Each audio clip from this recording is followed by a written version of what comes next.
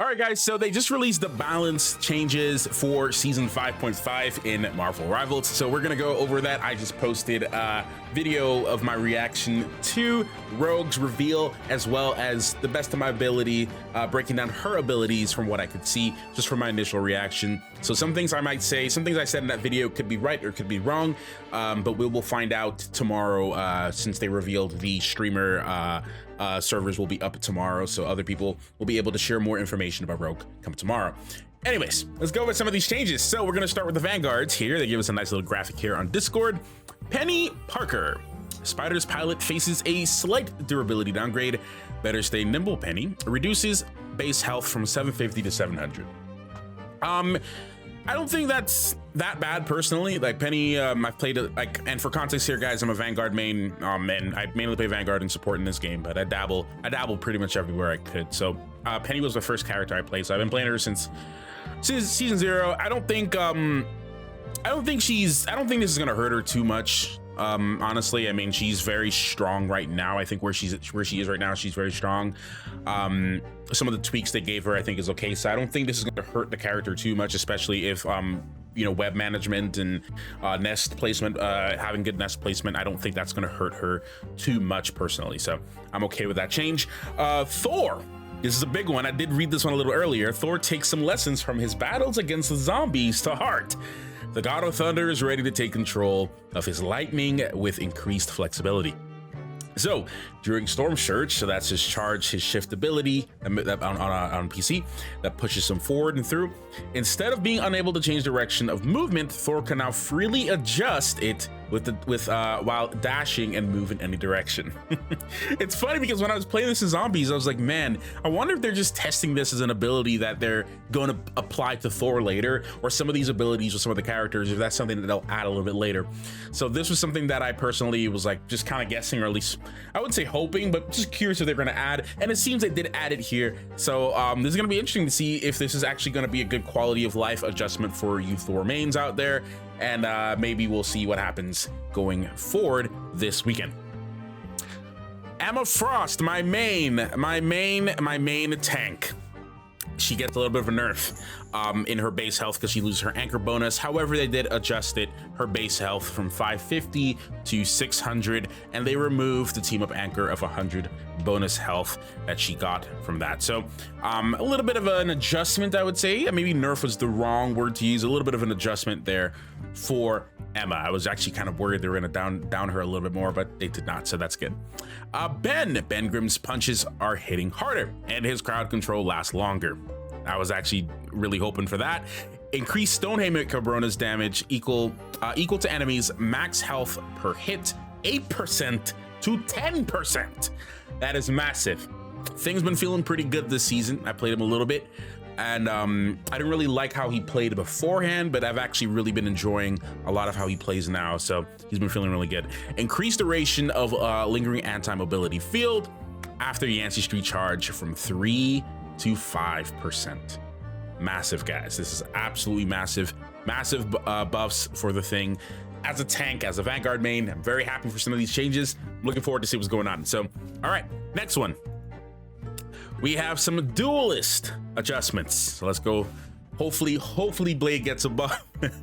Shout out to KPX Chris, by the way. You guys, I know you guys who watch Rivals TikToks and stuff, definitely seen KPX on here and on TikTok and so on. This poor man's been struggling with Blade, man. He's been asking for Blade buffs for an eternity. So let's just see what happens here.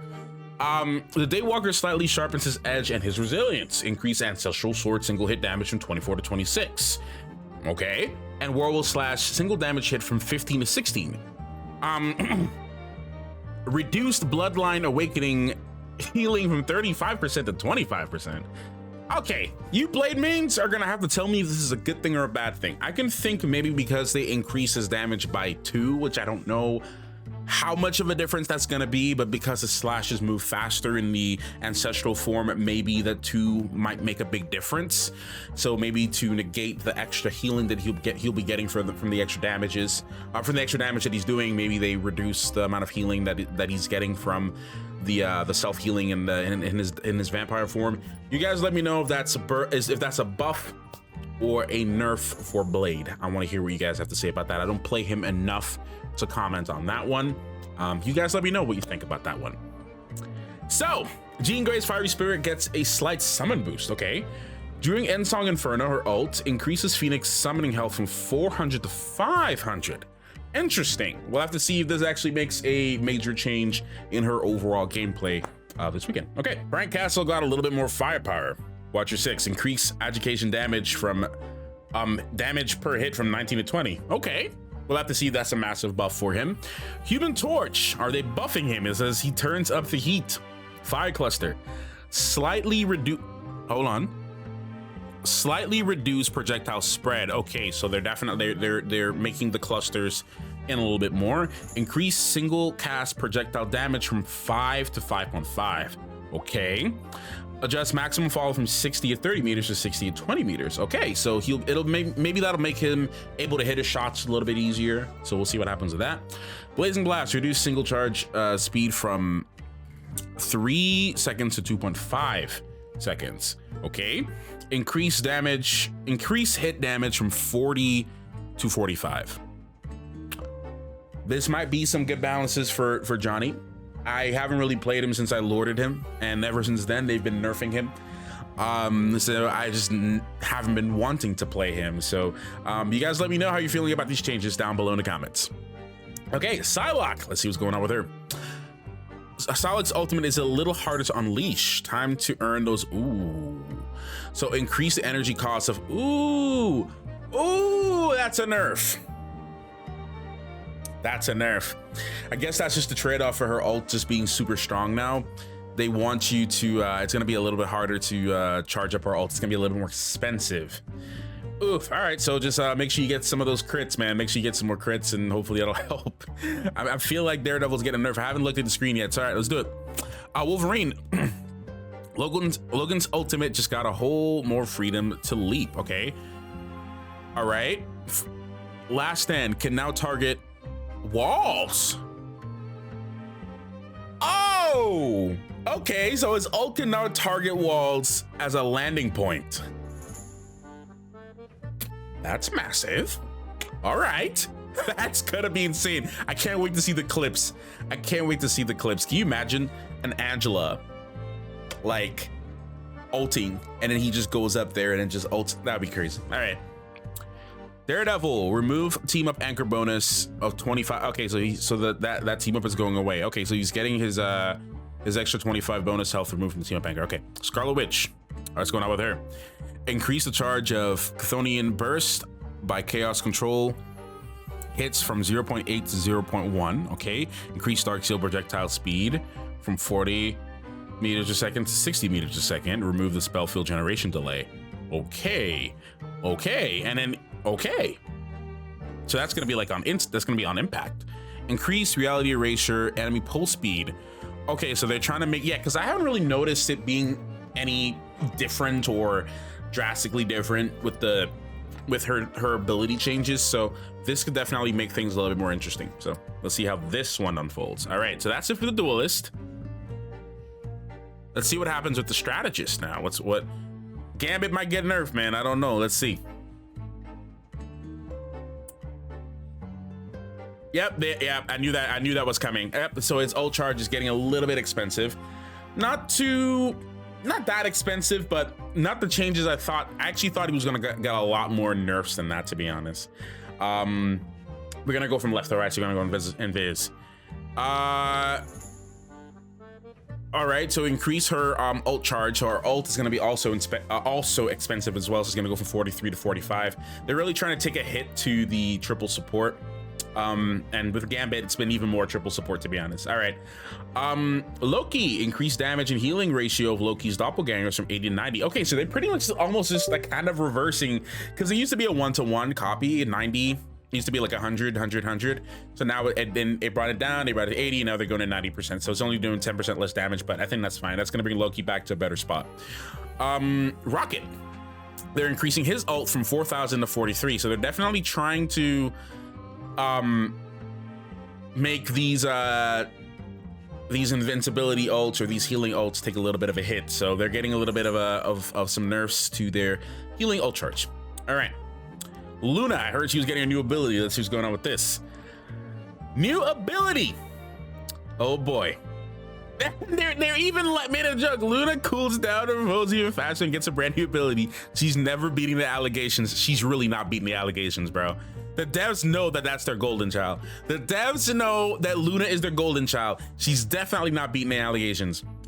New ability. Luna can apply idle aura to herself. Okay. Separate from share. Wait, hold on. Idle aura to herself. Hold on. Separate from share to stage, share the stage. Okay. When idle aura is active, 10% of healing to allies is converted into healing for Luna herself.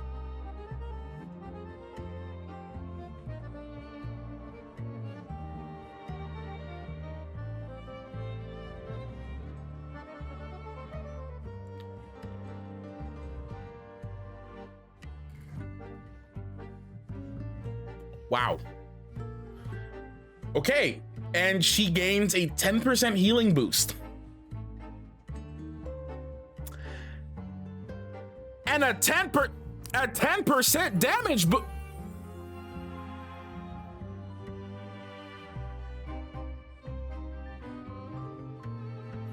And her right click is moving faster. Nah, that's actually kind of crazy. That is actually kind of insane. I'm not gonna lie. Luna did not need this. I'll be honest with you. Like I mentioned earlier, I only play really Vanguards and supports, and I have Luna Lord, like about a good 30, 40, maybe close to 40 hours on Luna, a little bit over 40 hours on Invis. Rocket, the same thing for him, same thing for Ultron. All right, Loki as well, Gambit, over 20 something hours on Gambit. I can tell you right now, as somebody who has to play Strategist and Vanguard, Luna did not need this. Luna did not need this. I love Luna. I love all these supports. Luna did not need this. She did not need this. She was completely already broken. She's already broken as it is. She's already broken.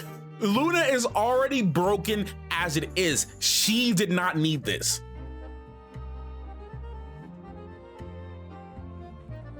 Luna did not need this. Luna did not need this. She did not need this. Her damage is already in a pretty decent spot. She did not need this. Oh my God. Luna did not need this. Luna did not need this. Anyways, I'm gonna repeat myself. Ultron is getting some bigger changes because he's been seeing the bench for a bit and nobody's been playing him. So let's see what they do with him. Ultron's battlefield coverage and utility are evolving. Imperative Firewall now requires a target. Imperative Firewall now requires a target with Imperative Firewall patch to use. Okay, after use, Ultron gains 65 bonus health. All right, so basically his right click, you just can't use that anymore like that. All right, the target and nearby allies get 50 bonus health plus the selected ally gets 20% movement speed and 10% damage boost. Okay, so they're giving him a little bit extra utility. The Imperative patch can now deploy up to 2 drones, allowing support for 2 allies at once. That's going to be very interesting. Increase the energy cost of, and so his ult is getting an ult charge. So, wow. Okay, we're going to have to see if this double drone, because if the healing stacks, that's going to make his healing a lot better. If it doesn't stack, then I really don't know how much of a, I mean, 2 drones is a big deal. I mean, it's going to cover a bigger area. You can have one in the front line, one in the back line. That's massive, especially if you can separate them like that. Instead, it deploys up to 2 drones. So I don't know if it's going to be one circle that that can apply to just 2 drones, and so it's just double the healing, or if it's 2 separate drones with like 2 charges that you can use. You know, deploy one here, deploy one there, or deploy 2 on one target, or something like that to give like a bigger burst healing or a bigger regen of healing. So we shall see what happens with that. You Ultron people who've been playing him recently, please let me know down below how you're feeling about that. All right, so team abilities adjusted or removed. Chilling Assault, Luna Snow. I did react to these changes. The Iced Out Emma Frost is joining me as Fray. Emma Frost unlocks the new Iced Out Diamond ability, which we saw, and I did react to that earlier. We did see this already. We saw this change as well. The team up is now just a memory, so this one's getting removed. And what's happening here? Psylocke has added to this team up here. He's still Hunt. Daredevil's toughness gets trimmed. They're slightly reducing Daredevil's survivability gained from the team up anchor. So this is where he loses 25 anchor. All right. So yeah, you guys let me know in the comments down below how you're feeling about all of these changes. These are my thoughts and my reactions, my little coverage to this. Let me know your thoughts in the comments down below. Some of these changes are great. The Vanguard changes are absolutely amazing. I cannot wait to see how that unfolds going forward. Like, that's going to be a pretty good time. I can't wait to see how that unfolds and how these changes really affect the gameplay as well. The Emma one is more of just a little bit of a balancing, but these three, we'll see. This is a little bit of a slight nerf, but nothing crazy. But the biggest changes are definitely with Thor and the Thing. The Blade, with the Blade changes, we'll have to see what happens with Blade. Phoenix, this is going to be interesting as well to see what happens. I'm interested to see how Human Torch works with all of these changes. Psylocke as well, her ult getting nerfed, and I'm surprised Daredevil didn't take a bigger hit than just his bonus health. I honestly thought his damage was going to take a little bit of a hit. Wolverine's ult changes are going to be very fun to witness. Scarlet Witch is going to be very fun to witness. See what happens with that, and definitely the supports. Almost everyone here gets an ult nerf, at least in the top here. They didn't really do much to Gambit. But the Luna changes, as we just said, she didn't need this. And the Ultron changes are going to have to actually see if it makes him playable again. Because at the moment right now, he's not even really playable as a strategist. So anyways, that's it. See you guys in the next one. Later.